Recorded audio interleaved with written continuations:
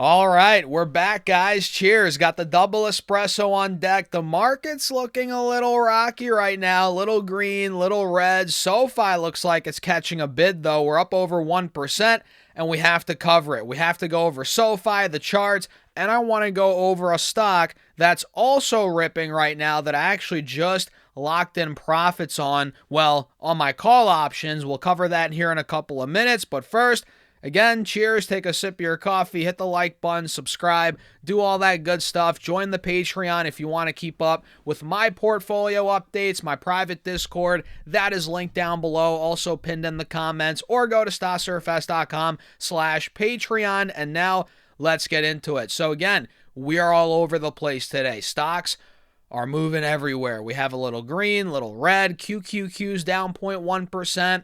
We have the S&P, let's see, up 0.04%, so pretty flat. The Dow, same thing, flat. The Russell up 0.5%, so a little green in the Russell, which has been the case. You guys all know that. Small caps have been doing well, and now SoFi is pushing over 1%, $26.72 on the day is where it's at. And essentially, guys, we're trying to recover the losses from yesterday in the latter half of the day. You guys probably remember we got down to about 26.25 after hitting almost the mid 27s in the middle of the day. So we tanked into close. Now we're again recovering some of those losses, although we did take the lows out from yesterday. Yes, we hit 26.14 this morning, which got us under that 26.25 low from yesterday, and that's not ideal considering, that's essentially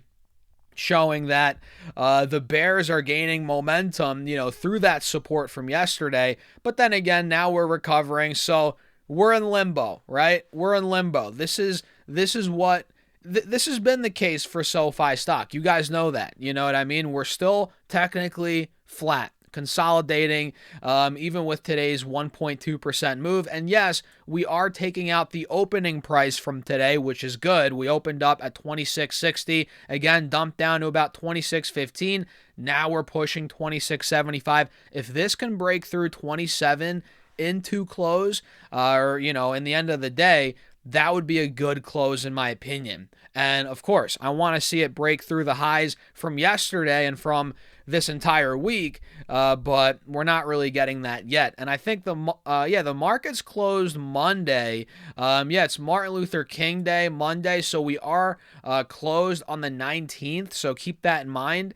If you're looking at stocks right now, you're looking to make any moves, keep that in mind. So come Tuesday, let's see if this gap's over that closing price from Thursday, from Wednesday, from Tuesday, really this entire week. That is what I want to see. That would be ideal for the bulls, right? So let's now talk about a stock that I took profits on, the call options. I was pounding the table last year. I was telling you guys, I'm buying, I'm in calls, I'm buying shares.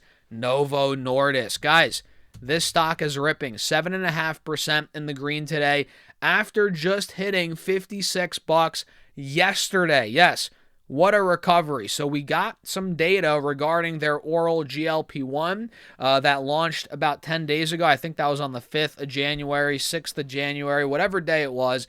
That launched, and we have some early data that is causing this stock to rip over 7%.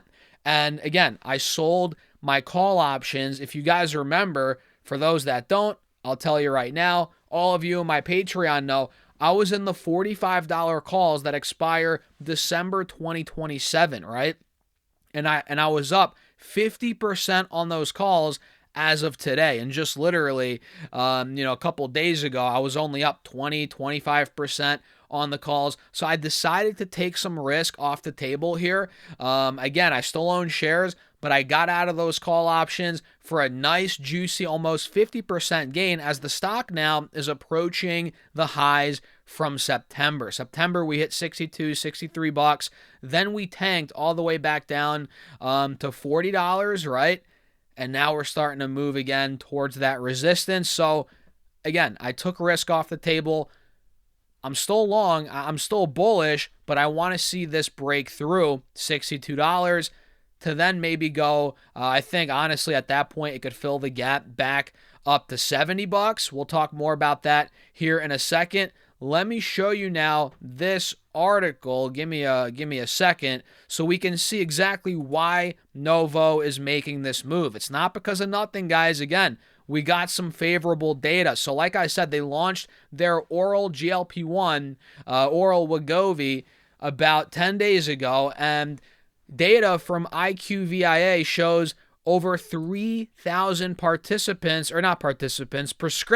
if I can read today, guys, for oral Wegovy were given out in the first 4 days. Think about that. Over 3,000 subscriptions.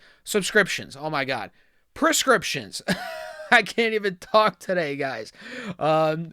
They were given out in the first 4 days, suggesting solid initial demand and supporting first mover advantage versus Eli Lilly, which you guys know Eli Lilly is, I mean, they just hit $1 trillion market cap. They've been the craziest healthcare stock, I would say, unbelievable over the last year or two. And I think Novo's coming for some of their lunch. I think Novo is a slept-on player, especially at 45 a share when I was buying it initially and where I was buying those calls. And yeah, here we are, over $60 a share. On top of that, we got also some news out of the UK. We got some news, regulatory uplift in the UK. The UK approval of a higher semaglutide Wegovy dose to 7.2 milligrams expands the label and addressable patient population for the injectable franchise. Very, very good news. So, yeah, I mean, that's simple as that. That's what's causing the spike here, because in the stock, that is, because it's a race right now in the GLP-1 space, as it has been, especially with the oral, oral version of it. And now that we're seeing data showing over 3,000 prescriptions, yeah, that's good. Demand is there, as we knew it would be. And the battle's on, right? The battle's on now. And the first mover advantage there is key over Eli Lilly. So I'm excited about that. And at this point, again, I'm long Novo. I sold out of the call options because let me tell you this. I bought these call options. When did I buy these call options? I bought them right around here. So I got into Novo, guys, when the stock absolutely cratered back in July, August, right? We tanked from $70 all the way down to $45, and to me, that just did not make sense. So I started buying the calls here, right? Started nibbling some shares, and I rode it all the way up to $62 this go around, right? And I didn't sell. I didn't lock in profits there on the call options. I don't know how much I was up at that time, but, it was like 30, 40%, almost, I don't know, whatever it was. I forget exactly. And then I wrote it back down. I added more shares here. I didn't add more call options, but I added more shares when Novo got back to $42. $45. It pretty much retested rather that low from August from when I initially started buying. And then I pretty much doubled down on the shares here, not the options. Again, not the options. And now we're just completely breaking out. So, yeah, well, maybe not completely breaking out, but I think once we take 63 out, yeah, at that point, we will be completely breaking out, heading into earnings, which are coming up on the 4th. Maybe we do break through heading into earnings. But again, for me, I wanted to take some risk off the table, and just simply because of how quickly those options went up in price. I was pretty much break even on the options about a month or two ago, right? Not even, maybe a couple weeks ago, as the stock, again, has been like a roller coaster. It came back down to 45. Options lost pretty much all their value or got back down to break even for me. Now they rose so quickly, I'm like, okay, let me take this profit, and then we can reevaluate. So that's what I'm doing in NVO, guys. Super exciting there. And overall, the market is not really doing much. And now the question is, what am I going to do with the proceeds, right? Because I'm not just going to let it sit in cash. Now the question is, all right, I'm going to take that money from the call options. what am I going to buy? So I have a couple options. I'm looking at adding, obviously, Netflix stock like we've covered. I haven't done that yet. I'm heavily considering throwing those proceeds into Netflix shares. But then I'm like, oh, we have a long weekend. Earnings are literally on Tuesday, the first day back. Monday's Martin Luther King Day. So it's like, maybe I should wait till earnings. But then I'm like, what if we spike after earnings? But then I'm like, I'm in calls, so I would benefit from that either way. But, it's the dilemma that we face every day here as investors and traders. I'm also looking to add maybe more to my XNET position, which I just started adding a very small amount, nibbling a little bit of XNET, at $8 a share. I'm down a little bit. We're at 760 right now. Well within the overall uptrend still. I love the chart on this stock. The fundamentals are strong as well. The numbers, we've covered this one before. We did a deeper dive on it, but I'm looking to maybe add some money, maybe some of those proceeds into XNET as well, which is a trade, not an investment. This is a trade. Netflix would be an investment, so that's a difference here. So I'm eyeing up XNET. Again, Netflix. I'm looking at maybe Mercado, or I got corrected for the 50th time yesterday. I think it's Mercado Libre or Mercado Libre. I think the R is silent. That's what I'm getting here. But I might add some more Mercado Libre.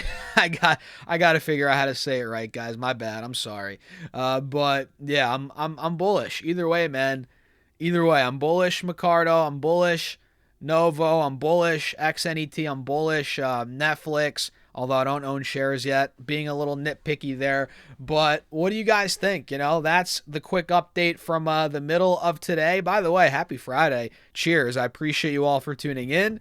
And if you enjoyed the video, hit the like button, do all that good stuff. Make sure to subscribe. Join the Patreon if you want to keep up with all the moves I'm making. If you want to see when I'm buying calls or, trades, long-term investments, right? That's all on Patreon. We post an early in the week update or a Monday update and a Friday update. There's a private Discord. We post all the moves I make throughout the week, right?